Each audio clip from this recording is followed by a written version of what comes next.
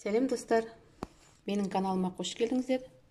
Бүгін біз бір жасағаннан идеальный шығатын қимақтар, яғни блинчиктер дайындаймыз. Менімен бірге соңына дейін болыңыздар. Бұл үшін бізге 4 жұмыртқа, 500 мл сүт, ұн 280 грамдай керек, 50 грамм секер, жарты шай қасық сода, және 3 шай қасық шемшік май керек. Ал кеттік бастаймыз.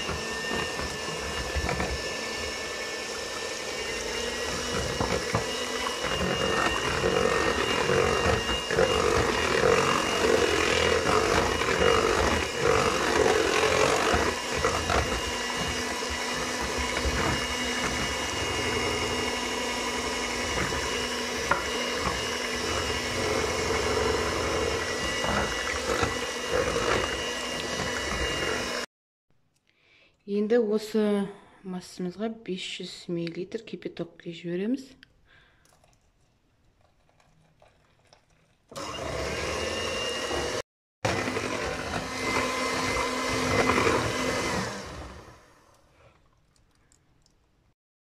Міне бізде осындай сұйық масса шығу керек. Енді осыны тавамызға құйып пісіріп аламыз.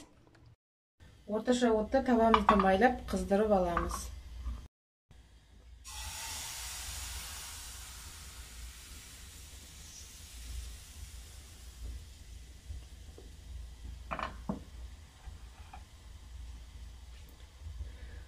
Осылай бірінен соң бірін құйып пісіре береміз.